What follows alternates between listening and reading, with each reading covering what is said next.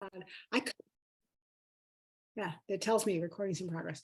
When I uploaded the video from Saturday, from our little Saturday chat, for those of you who came,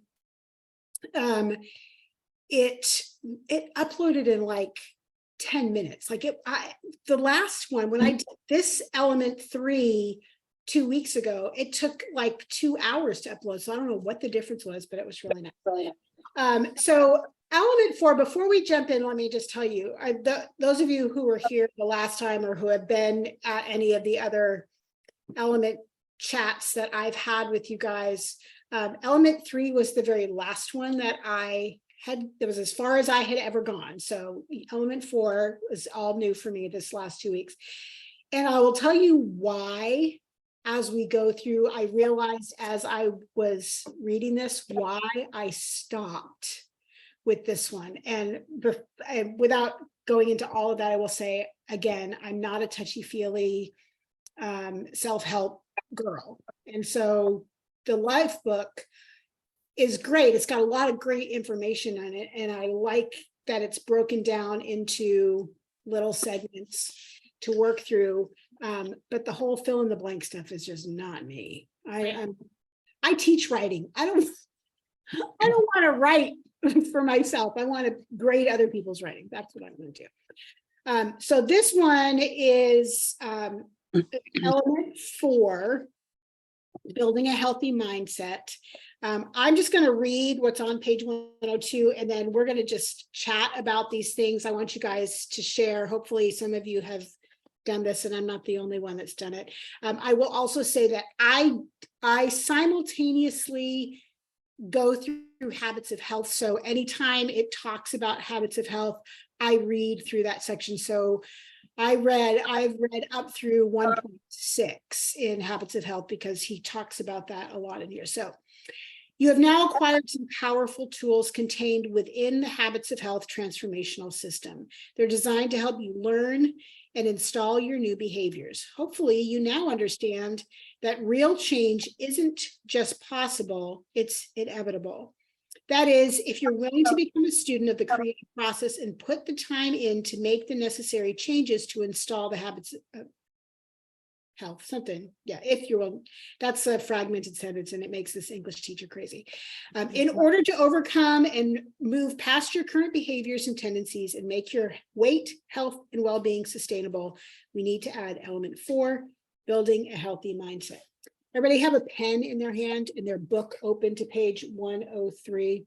At the very top, it says, when you have internal stability and external equilibrium, comma, please put a comma in there.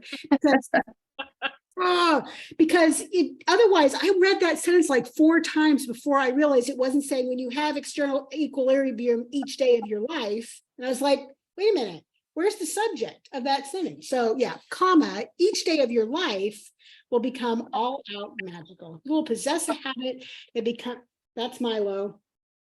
I don't know what you're talking about. I wonder if we have different editions. Oh, mine looks like this on the cover. Yeah, that's what mine looks like. But I don't see where you're reading from. On page 103 at the top of page 103. Mine says my goal is for you to become the dominant force of life.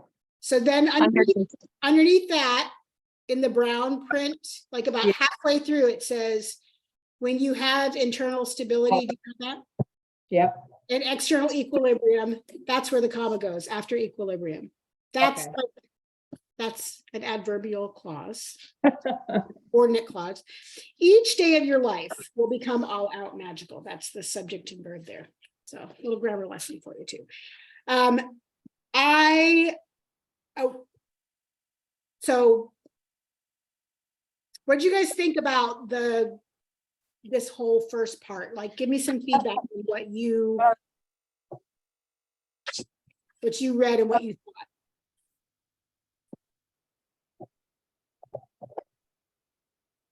Y'all got to participate here. My class is for 2 weeks. Where I resonate with this, and my I don't want to say downfall, but my weaknesses, I guess, is my environment. I mean, it's my environment, but my environment's not going to change. We're a family, majorly oriented people. And so, and generally when the kids are coming over here or we're going somewhere, we're cooking out. So the environment, and I'm having to learn, I haven't learned it yet, that to enjoy what's there, be prepared so I'm not hungry, starving, I mean, seriously, that I'm not starving, but that the cravings won't be as strong. That's what I'm trying to say. Right. And because my environment, I don't want it to change. It's my environment is my life, my lifeline with my kids, you know, and my husband. Right. So I'm the one who's responsible for how I react to my environment. And that's kind of what I took out of this, is that you can read and you can read, but ultimately I got to point the pen back to me, you know? Right. So that whole stop, challenge, choose part is probably pretty big time. I mean, yes, it's what I need to do. You know, when well, I'll talk about that when we get to that part later, but I had always, because I'd never read this element, when I hear people talk about stop, challenge, choose, it was always in the context of being in a situation where food is offered, like at a holiday party, and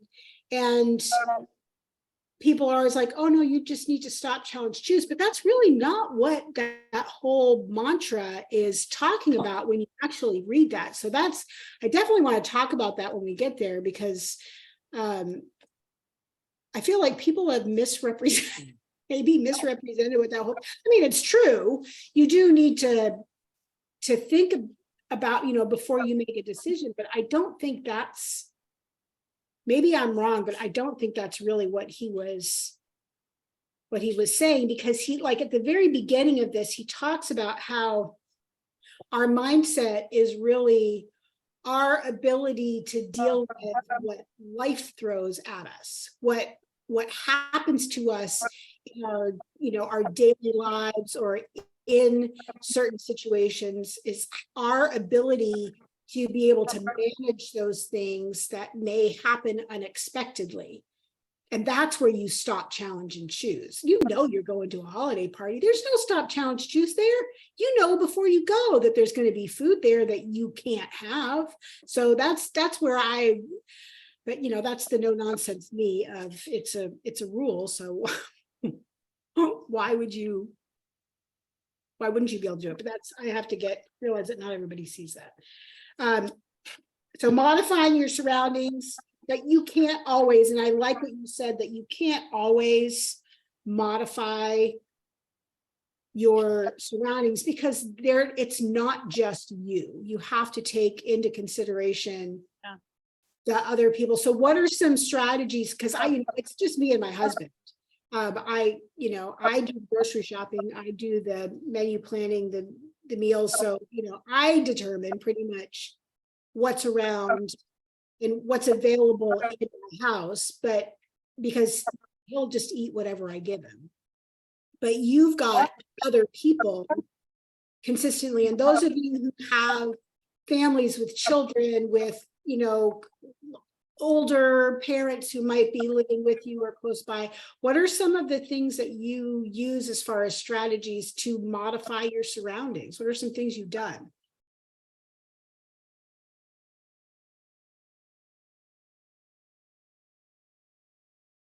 When I'm in the moment, if I plan ahead, that's a big key with me.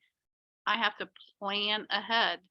I mean, I can plan a meal for 20 people all day long and it'd be good and everybody likes it, but I have to plan for me. I mean, I can't just, and a lot of, you know, when you cook out, when you grill, when you have the burgers and you have, you know, yeah, I can modify how I eat my burger, you know, to kind of stay on plan, you know. But if my whole key is I got to set myself up for success. Right. Yeah, preparation is, I think, is so important. I don't know how, I could not just wing it and be successful. I have to be prepared. I have to know, personally, I have to know a week in advance. That just works for me. If I can be flexible within the day and make changes within the day. But I really have to kind of, if I plan ahead, then it just makes being flexible a lot easier, I think, down the road. At the top of 105, he talks about part 1.6, and this is where if you watched my reality check today, and if you didn't, that's okay. Congratulations, by the way. Yes, that was awesome. Thank you. Well, but the part I'm really focusing on is this is where I am a born again Christian. Jesus is a huge part of my life. He is a guiding force in my life. And I know that not everybody believes that. That's fine. And I'm not making this into a Bible study. I won't even open my Bible, but I will say that there are things in this that I don't agree with, where he says this is your 1,000-year-old design and we're living in a modern day world with a 10,000-year-old design. And I wrote in the margin of my book here, and so all I'm going to say on the subject is I disagree with this because God is sovereign. He knows everything. He makes no mistakes. He knew what our brains would be like today when he created Adam thousands of years ago. So that's why I disagree with this. And I am not going to be told that my brain is functioning at a 10,000-year-old form, because it's not. Right. So that's just me. That's just my little sermon. But there are things that I think that is why when I read that in Habits of Health, I was like, oh, like I don't want to make this a religious thing, but he's a part of my life, and there are things that I just can't separate from. But I just do my best to allow Dr. A to have his opinions, and some of these things are great. Like, yes, we do, our brains do work. And when he talks, and we'll look at this a little bit later, but he talks about basically the different levels of our thinking, the lizard, the Labrador, and the human, and we'll talk about that later. But that part I can agree with, but I don't think that we evolved from those things. I think those are just all parts of our the design of how we think. So on page 105, he says, most people are sleepwalking through their days, unaware and not conscious of what's happening around them. They're not sensitive to the reactive state they live in and how they respond on a daily basis to the people, places, and things in their lives. They do not know how to treat themselves. Life is happening to them. And I think one thing for me that I've really learned is that I can't let life happen to me. I have to take control. I hope I didn't upset Lisa, because she left. The other Lisa. I can't let life happen to me. If I am going to take off the weight, and if I'm going to keep the weight off. You didn't upset me. Okay, you disappeared. I went to go eat something. Like, somebody left. I hope I didn't make somebody mad. Your picture was gone, so that's the only reason why. I just think it's so important to learn that lesson, and that we are responsible for what happens in our lives. It's our responsibility to get healthy, and nobody is going to do that for us. It is the process, the road that we have. Can't be a road that somebody else is walking. What is that? I don't That's know. an Amber Sounds alert. like an alien. Amber alert going off. Oh, Oh, I thought maybe you're getting a text or something. yeah. No, I don't know how to turn it off. Oh, you can't. Like in the middle of the night, the lights go off. It's like, really? Okay. So what do you guys think about that page and that the whole thing where you had to check off about your intelligence, your character as a person, and honestly, you know that they want you to check that the right answer is the last one in all of them. So, you know, do people really answer those honestly, or do they just mark the last one because that's the right answer, right? What did you guys think about that whole thing? Like where you fall in the line? Willingness to grow, willingness to learn. Yep. Otherwise, I wouldn't be doing this if I wasn't willing to change. True. And it's how I checked off. I'm sorry, go ahead. no, go, please go. I was just going to say, I checked off both of the last things. I didn't know those were the right answer. I just did them because that's what fit with me. Yeah. It doesn't matter how smart or intelligent you are, you always can change that. Always. At my age, I'm still learning things. So to me, that was my right answer. And the same thing with the next one, the character. That's changeable too. You can always change the basic things in your life. And I agreed with both of those last ones. I didn't realize those were the correct answers. I think that we often, like, if we think about ourselves, we realize that we can learn, we can change, we can grow. But how often do we look at other people and go, oh, that's just their character?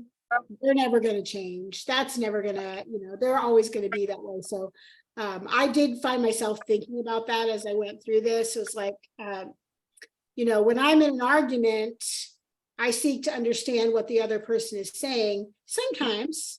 But if I was to be honest, I would say sometimes I do find it more important to be right. And so like I will find myself in a few different categories. And that's why I said when I went through this, there were some responses that I wanted to give, but I also knew that really seeking to understand what the other person is saying is really the better answer than always trying to be right. I avoid arguments. I usually give in. Yeah. So. Good for you.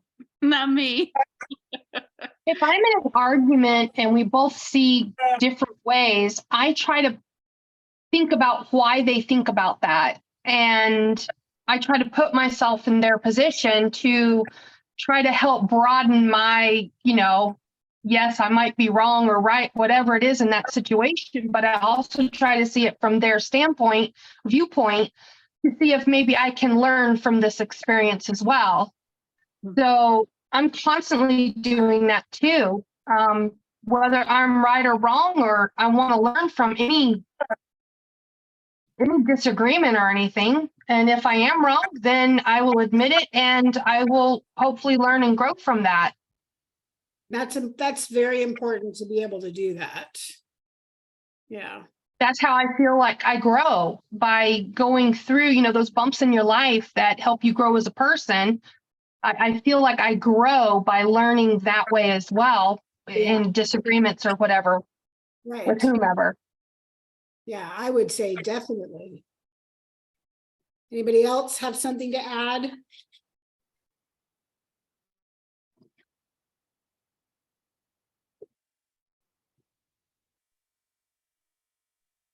So on page 108, just to keep us moving, at the top, there are a couple of things that I had underlined here. Most people think the world should be a certain way, and that in itself is a recipe for anxiety. upset, frustration, or letting our thoughts become entrenched. We blame our surroundings, others, or ourselves for our current state. We become closed, defensive, and consumed with being right. And I think that's very easy to be that way. And it's hard to, I think we all have a specific way that we view the world. And being able to, it's hard for me. And it's just something that I have to continue to grow in, is being able to step back and do exactly what Becky just said, try to look at it from somebody else's perspective. I'm not always very good at doing that. And I tend to be quick with responses. And because I am a black and white rule follower, it can be hard for me sometimes to be gracious and to be understanding. So but I'm learning how to do that, and actually administrating a Facebook page has taught me. Most definitely. Yes. Like there was somebody posted today that cookbook, right? Yes. Which they were like, oh, look, I found this great cookbook. And my response was like, Optavia doesn't have any approved cookbooks. There's probably things in there that are not. But go back to that post and read what she wrote. She had the most gracious, it was like she came right alongside that woman and was like, I get you. I see where you're coming from. You might want to consider, like, that was like the sweetest response ever. And I was like, girl, I want to be more like when I grow up, because I have to learn more to not be so quick with a response. I think sometimes there's just so many freaking posts on there that I feel like I just need to get through them really fast, especially like first thing in the morning. I'm like, I don't wake up in a panic anymore with 100 member requests, because Sheena is like on top of those now. And so I wake up and there's maybe 10, which is really nice. I don't know if she stays up until 3 o'clock in the morning or what, but sometimes just like trying to get through all of the messages and make sure people aren't posting about Skinny Box or, whatever that I've got to go through and remove. But so learning how to stop and not react. I guess, there's things about this chapter that are really good lessons for me. If you're unaware that you are operating at a subconscious level and making choices that are not your own best interest, then you cannot improve. So that's an awareness I know that I'm working on. I highlighted that in the book. Yeah.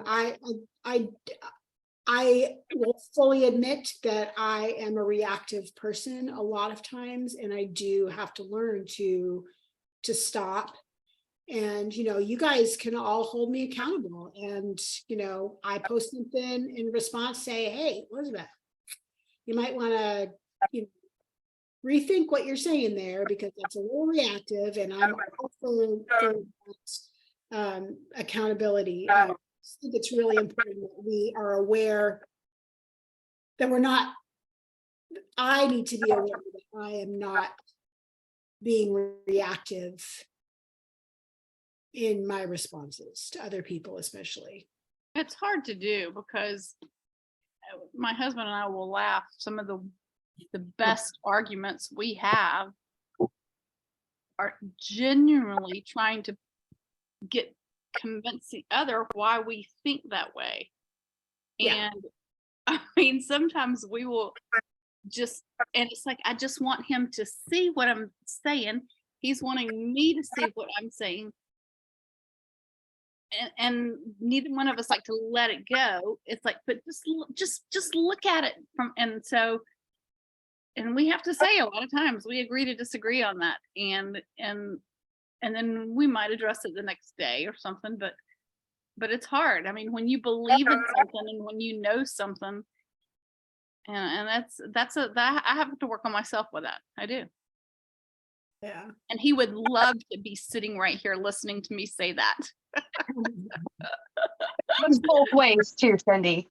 Do what? That goes both ways. Exactly right. Yeah. The other thing that I actually highlighted and put a big box around was at the bottom of that page where it says, when we place blame on others, we give away our power and surrender control, and we place the cause and reason outside of ourselves. And when we decide we are the dominant force in our lives, we are taking back our power and responsibility. And now the cause lies inside ourselves. And so just not blaming other people, not putting that off, not giving away our power to change. Because if it's somebody else's fault, I can't change somebody else, right? If I want to change myself, then I have to realize that it lies within me to find that. And I think for me personally, that was probably one of the biggest reasons for failing at other programs or inability to lose weight, or just why I gained weight was it wasn't my fault. It was my circumstances. It was, things that were happening around me. It was a busy life. It was being a mom, having 3 kids and running around all the time. There was always an excuse that it was outside of me and I didn't have time to take care of myself. And once I took that power back and said, no, this is something that I can do. I can change. I can be in control of what goes into my mouth. Then, it has just all, for me, fallen into place. That whole magical thing that we talked about at the very beginning, it seems to be true. Then he talks about the 2 triangles, the bad triangle and the good triangle, and just the cycle of the victim, the hero, the villain, and surrounding yourself with surrounding the drama, basically. Somebody one time said that there was too much drama on the newbies Facebook page, and was like, really? I don't notice the drama, but anyway, the effect of blaming, feeling shame, and fear that things will not go their way happens because the locus of control is outside those who are caught in the triangle. This leads to a state of internal unrest, anxiety, and a highly stressed state, all of which are unhealthy for your body, mind, and overall well-being. But at some point in the book, I wrote, it's way on page 112, I probably am the least stressed person ever. Like, honestly, nothing happens in my life that stresses me out. My days are, and I realize I am very unusual. I'm sure that, because it's just me and my husband, the kids are all out. There's no, we've got jobs, we've got money, we've got food, we've got, vehicles that run, we have all of our needs, and there's really nothing to be stressed about in my life. And I feel very fortunate to not have a stress-filled life, because there have been times in my life where it has been stressful. And I know that stress can be debilitating. It can really cause a lot of physical problems, a lot of mental and emotional trauma. And so I feel fortunate that I had very little drama in my life, which is really nice, except for you guys. I mean, like, come on. That's why I call you knucklehead, because it's like the only thing that causes upset in my day is when somebody posts a recipe and they don't put their lane ingredients. It affects all the stress I have in my life. I'm doing pretty good. So as far as like how to deal with stress, what do you guys do to kind of break that cycle of that drama triangle? I'm kind of like you. Our life's very much like what you explained yourself. It's just my husband and I cook for myself. He does his own cooking. I hardly have any stress unless customers are throwing a fit, but that's a very rare occasion.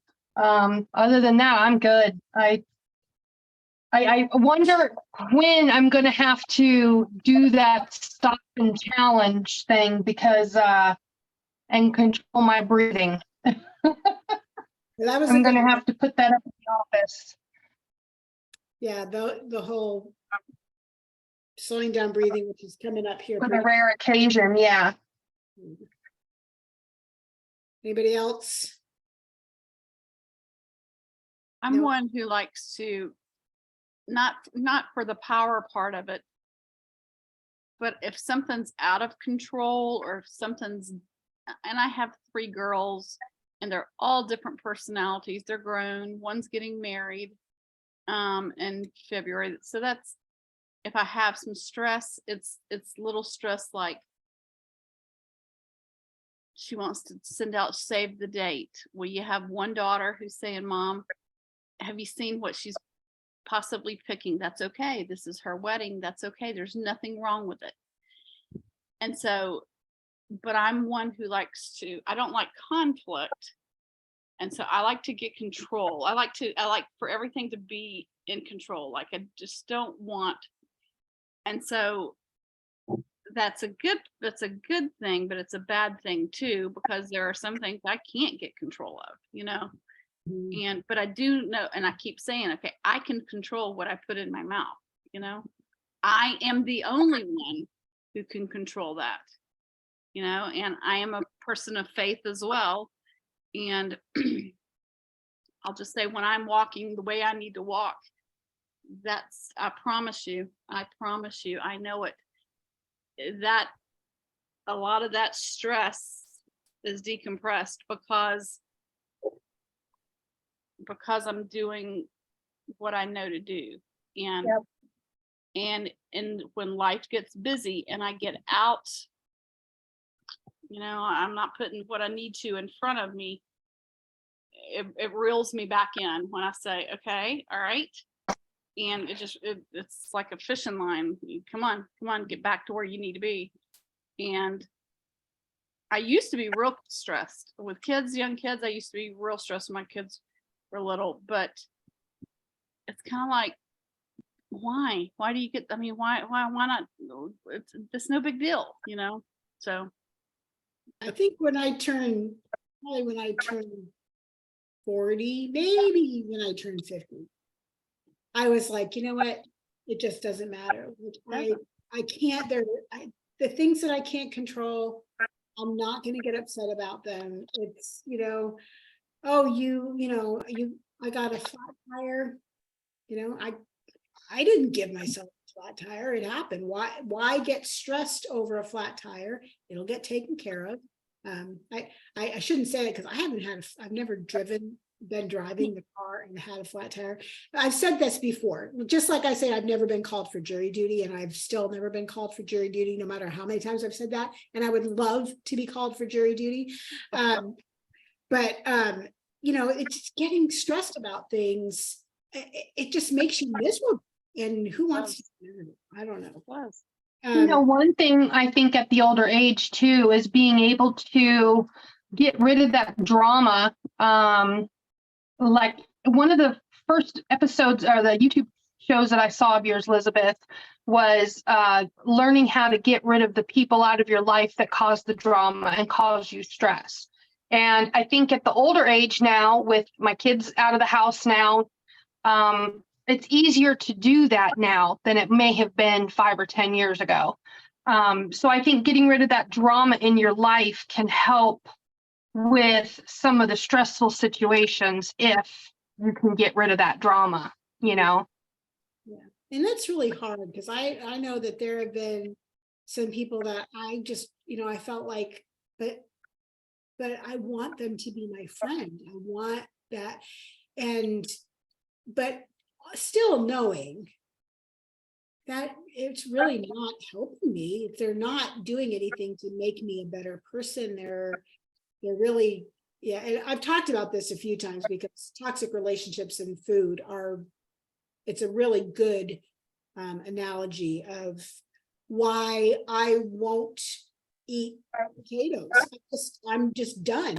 I'm not going to be able to go back to have potatoes. They were not kind to me. French fries, as much as I would kill for McDonald's, well, I wouldn't kill, but McDonald's French fries, man, that was the one thing that I really was mad at myself when I started Optavia that I didn't have right before I started, because McDonald's French fries are like the bomb to me.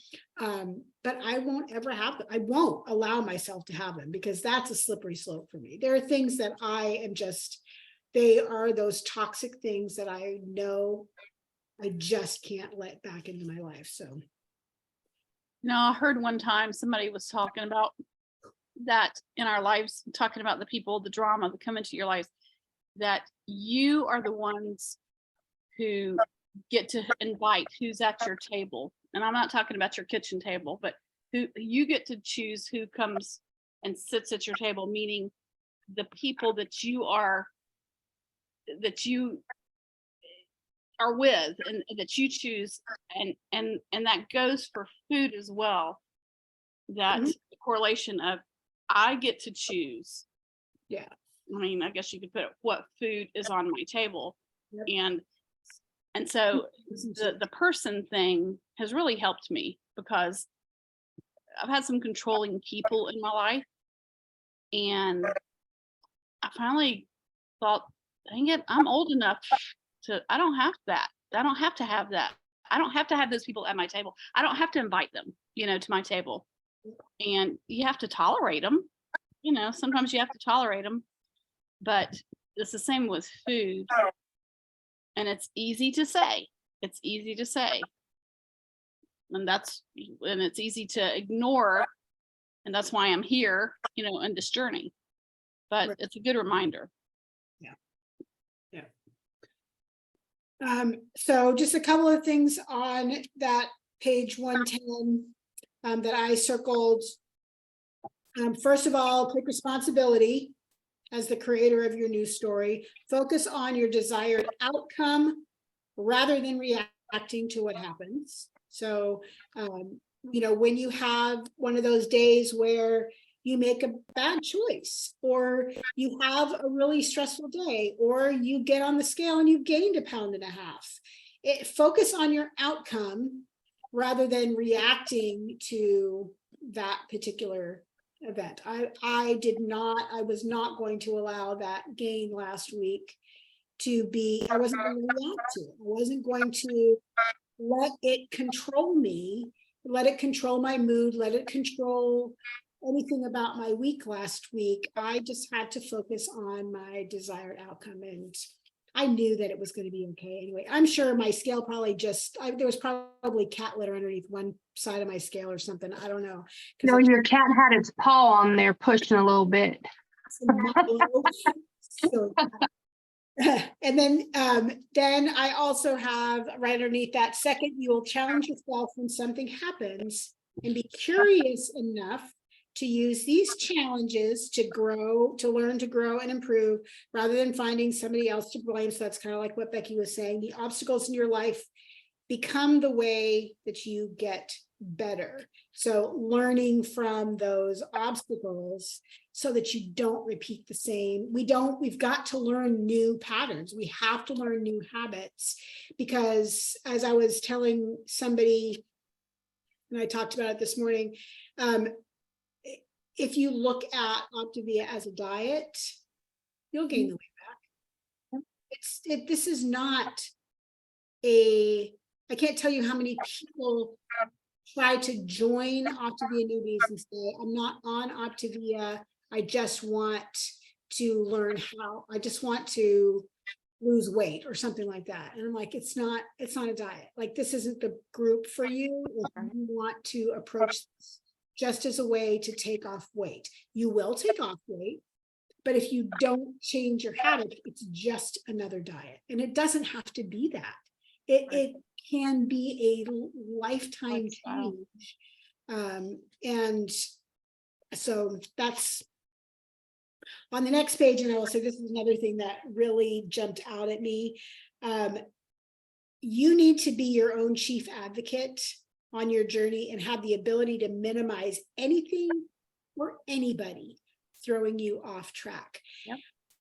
In October, I went on a work trip. It was the first time I was away from the house on program. I was very anxious about doing it because I didn't know how I was going to be able to function when I was with a lot of other people who were, eating, and I had to bring my feelings, and I had to make a lot of changes. And there was one day where there was a lot of walking. There was an option like to do, there was like a whole bunch of walking. And, I was very concerned because I didn't want to walk too many steps because I knew that it was going to cause me problems. And I was telling the woman that I was rooming with, a friend of mine, we were rooming together in the hotel, and I was like, I just, Julie, she's the big boss.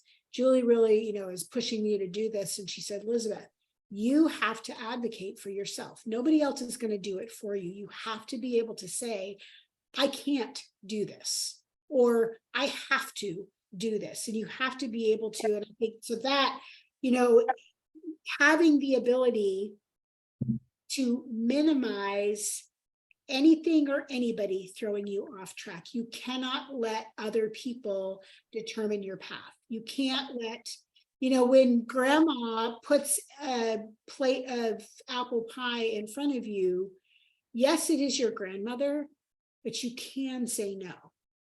It's okay. And she may not be happy, but it's not going to be the end of the world. She will still love you. And explain yourself if you want to. Don't explain yourself if you don't want to, but you do have to stop letting other people control what you do and realize that it really is in your power to make these decisions for yourself. Thoughts on that? Anybody? I agree. I do too. I concur. I agree. That's one of the great things in this book that I actually did, this section that I didn't feel like sometimes when people start talking about mindset and meditation and some other things, I just start going, that's just a little too touchy-feely for me. Then I don't resonate with that. But that whole thing of, you gotta be just like throwing things out of the way. There's a GIF, however you pronounce it. I think it's Shaquille O'Neal, and he's like knocking things like stress and like it's all these words are coming at him. And so that's what I think of when I think of that, is like, we're going to knock all these things out of the way and not let those things jump in. Can't react. We have to work on our response. That was where I put in that I honestly, when something happens to us, we respond at a reactive level. I do react, but I don't do it out of stress. So it's just because I don't stop and think sometimes. So the key to, this was the one that I was just like, oh, really? The key to regaining control starts with self-awareness. We need to create a pause, sorry. Sounding snarky here. We need to create a pause in our lives, even a momentary one, so that we can create time for areas of higher thought to be present. The conscious thoughts can take over and put you back in charge. I don't know, that just to me is, but let's talk about stop, challenge, choose, because that's what comes next. Breeze right past that. Again, it's back to the whole self-awareness thing. It's the first step in changing your previous programming. And yes, you do have to be aware of yourself and how your brain works and how you react to things so that you can change those habits. And this is where I talked about breathing, focusing on your breathing, which I think is really important. I wrote, and I think I wrote it in the Habits of Health book, wherever he was talking about breathing. And by the way, what's in Habits of Health is almost exactly what he wrote in the life book. Like it's all like, I feel like almost that whole 1.6 section in Habits of Health is included in this element. And so you're really not missing much if you don't have Habits of Health for this one. Anytime that you feel that something isn't quite right, you will sense your breathing change, your heart rate increase, a lump forming in your throat, the queasiness sitting in the pit of your stomach. These are all signals that should make you stop before saying or doing anything. These sensations are a sign of your awareness that an emotion is rushing through your body. It is usually connected to an action. So this is where he covers the whole stop, challenge, choose. And that's why I said this isn't about food choices. This is about your response to something happening to you, something happening around you, an event, somebody else's behavior. When something is stressing you out, causing stress, causing discomfort, that's where the stop, challenge, choose is in how are you going to respond to that stimulus. Because and it doesn't say, your mind and your body are tightly linked. So, and that's very true. We will make physical responses to mental stress that is happening. And then the challenge is controlling your response to a negative feeling. So that's once you can stop yourself, then you can challenge yourself, and then you can choose how you are going to respond to that. So how have you guys, or how will you guys, do you think, apply the principles, those stop, challenge, choose kind of principles? Anybody have ideas, thoughts, things you've done? Again, it's mainly customers with us. We have our own business and it's just him and I there. We've had situations before where customers were concerned. Sometimes it's hard to, you can usually see what I'm thinking on my face. To where my husband is more gentle and he can express things a little bit more easier than I can. But yeah, sometimes I just have to let him handle a situation if something arises, because I know that even though I'm saying something, certain person might look at my face and think she's lying, or she's trying to cover up something. So I think that's going to be where I do the stop, challenge, choose, and it's on a very rare occasion, but that's where I'm going to have to challenge myself and start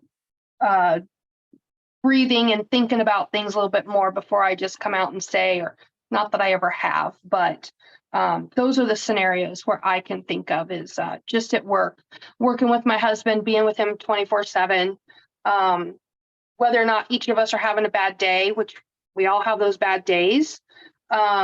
If I tell him, so-and-so is supposed to be coming in a little bit, I need you to take care of it for me, being there for each other. But yeah, it's certain situations like that where I know I'm going to have to just take those deep breaths and think about things before reacting. And that's hard. Sometimes that is hard. I kind of Sometimes you set have goals with it because I, not recently, but within the last 2 years, quit smoking. And part of that was telling myself, okay, not exactly on this date, but basically once I run out of my cigars, I'm out.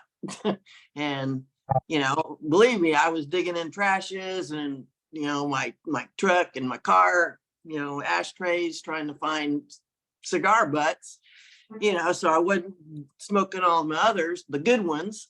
But, eventually to me, I knew I needed to stop and, challenge, and then did. I mean, yeah. Good for you. It's a hard That habit. is awesome. This last 4 years is just, a lot of changes for me. So Good for you.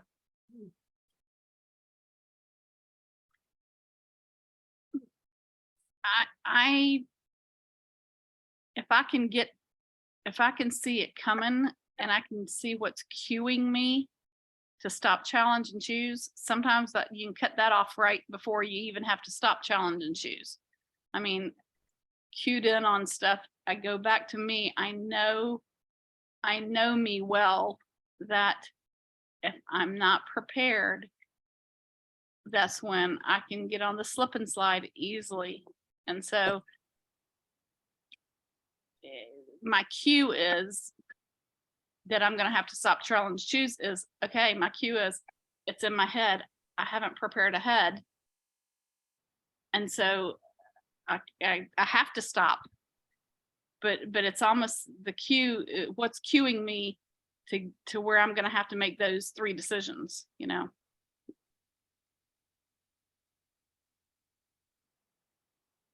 I will say, I'm sorry to come back to this again. We've been open now for almost 8 years, and it's very much a man's world, the business that we have.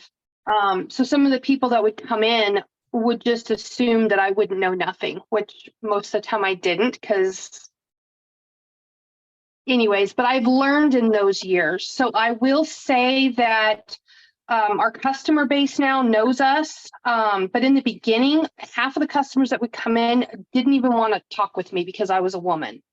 And that would get very frustrating for me because I am the go-between between my husband and the customer sometimes, whether it's on the phone or walk-in. So I will say the longer we are open, the more customers know us. It has helped me react and deal with certain customers that don't want to deal with me because it's such a man's world, mechanic. But over the years, it has gotten a little bit easier in that aspect. So I'm grateful for that, because the first few years I struggled deeply with that, because so many people that would come in, older countrymen that didn't want to deal with a woman. And it was very frustrating. I wish I had these tools back then sometimes. So it's just gotten a little bit easier where I'm coming from anyways, in regards to that. Okay. So food is still a big challenge. So at work, there is like food everywhere. And I stop. Every time I see it, I stop, think, reason why I'm on this program, but it doesn't get any easier. I mean, I haven't eaten it, but I've talked to people that bring all this crap that's like right across from my cubicle and tell them why I don't want it right by my cubicle. And I do all 3. I stop, think about it. I think about my whys, why I want to be on this program, why, I mean, the positives. But I tell you what, it still is hard. And I've been on this program almost 4 months. And it still doesn't get any easier. And I keep thinking, when will it get easier that I can just walk by it and not tell myself, stop? Why I'm doing this? It just doesn't get any easier. So I guess I need these tools, and it makes me think about it, but it's still really tough. I don't, and honestly, I think a lot of that is because some of those food desires are so deeply ingrained, because for so long we didn't restrict those things, and it was just like, oh, look, someone brought brownies, we're gonna have, I can have a brownie, it's not a big deal. But it's all those little no big deals that add up. But I honestly, I don't think, at least for me, it doesn't get any easier. I know that does, hopefully that's not discouraging, but like I bake for my husband because he likes to have dessert at night. And so I bake, and that is probably the hardest thing that I have to do, because it's, I have to remind myself, you cannot lick your fingers. You cannot, like, I have to have the sink full of hot soapy water, and I have to dump stuff in right away, because it is really hard, even after 15 months on the program. So they're just, I think that's, maybe someday I'll get used to it, but I don't know. don't know, it's My, hard. my coach told me today, I was talking to my coach today, and she calls and checks in on Mondays. And she said that she's at goal, but she only had, I'm going to say maybe 25, 30 pounds to lose. But she said that what keeps her focused is that, and not crave, she still crave the food, but she said it has diminished.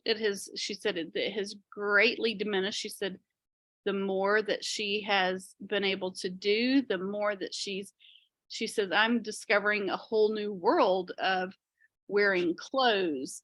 And she said, that's what's consuming me. And to a point that she said, it's such a good place physically and mindfully that she said, it's just, I like it so much more than what I had. And she said, those cravings have diminished. She said, I'm still going to want something. She said, I still want it. But so that was a little encouragement. I mean, that was an encouragement to me to say, okay, yeah, when I get to that point, it's, you know, I'm anxious and eager to get to that point.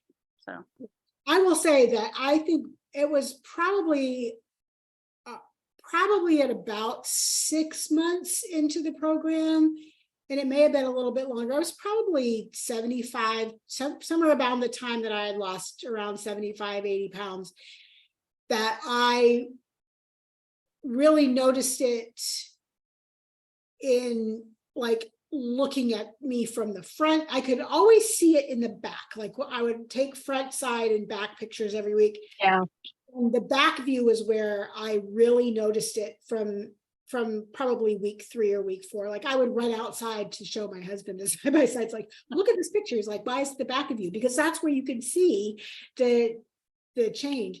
But it really has not been until the last 3 months that I sit here and I look at myself and on the screen and I'm like, I don't even recognize that person. Like this, I have not seen Lizabeth at this weight for 30 years. Like I or more, like I just haven't. And so I don't even look like myself now. But when you get to that point where you're like, I can, you know, I'm not embarrassed to go into the store to go shopping. Or I talked in one of the very first elements, I talked about how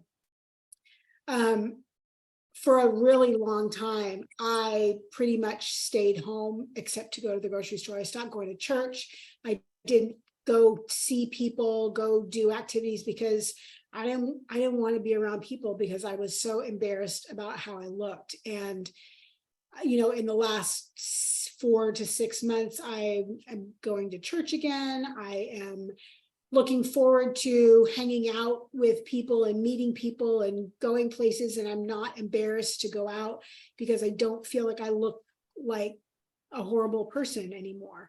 And you'll get to that point, and then and that's when some of those things will stop bothering you so much, because your focus will be on, look at how far I've come. There's no way I'm going back to eating those things because I'm not going to go back to weighing what I used to weigh. And you will eventually get to that place. And while there will still be temptations and, you know, those brownies will still really look good, you will look at yourself and go, oh, they don't taste as good as looking like this actually feels. And that sounds very trite, but it's very true. So the only other thing that's in here is talking about breathing, and you can, you know, we all breathe. Go down, take a breath. You know, if it helps you to breathe deeply, you know, schedule some time during the day to center yourself and slow down. I mean, it can't be anything but good for you, I guess. So, but we have hit the hour mark. oh, And I know, can you believe it? And That's why so fast. yeah. So our next one is going to be, oh, and we're gonna miss Labor Day, that's good. So, and I'm writing element 5 and element 6 on my calendar, so it's in pen. The 14th, August 14th will be element 5, so we've got 2 weeks to read and work on element 5. And then element 6. So The committee. same week, you're Oh, the gonna next, the next week. So 5 will be on the, what I say, the 14th. Mhm. And then 6 will be on the 28th. Okay. And I love doing these Zoom calls. So if you guys have like other topics, if you ever say like, hey, can we get together on and just give me a day? The only days that I can't do anything is Wednesdays, because that's the day I watch Taylor.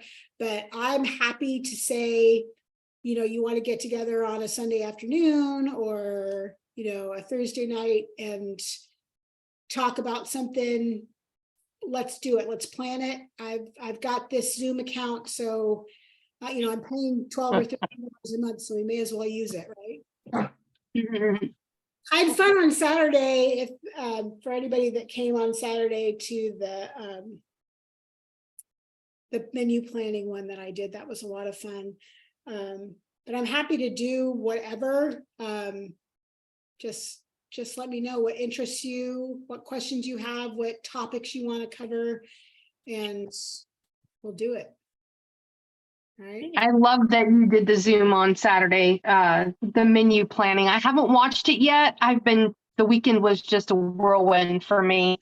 I think I watched the first 10 minutes of it, but I'm looking forward to watching it and seeing how it goes, how it went. Yeah.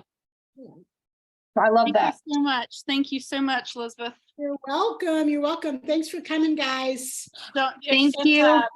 If corporate comes for you to say, we want to hire you, just say, no, I've got my employees on Monday nights.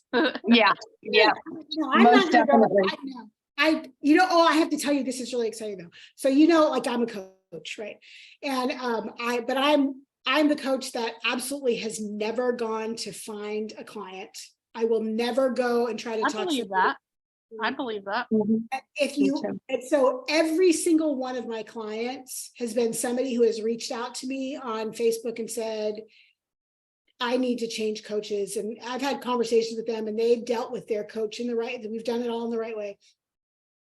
Well, Sunday morning, I got an email that so-and-so had placed an order. And I was like, because I get notified when my clients place orders. And I was like, that's not one of my clients. And so I went onto the coach app and she wasn't listed as a client of mine, but it was from Optavia. So it wasn't like it was spam or something. So I got her email address was on there. So I emailed her and I was like, hey, got this by some, and it was a new, or it was like a new client because it had the shaker bottle and all that stuff in there. I was like, hey, did you sign up and get assigned me? She said, no, I went in and I just requested you as my coach. I was like, That was nice. oh, that was fun. So her order actually bumped me and I am now a senior coach. Yay. Absolutely Well, nothing. we already knew that. So, you know, it's kind of fun that I don't know. I do absolutely nothing to get clients and I turn people away. Like Gail, who was here earlier, she had asked me a while ago, but it was during the school year and I just could not take on any more clients. But it's actually not all that hard. I just want to make sure that I have time for you guys and I have time for my actual job that really does pay me well and I love. So anyway, that's it. We got to get out of here. All right. Thank you so much. Thank you again. Thank you. Thanks. You guys. All right. Bye. Bye. Bye.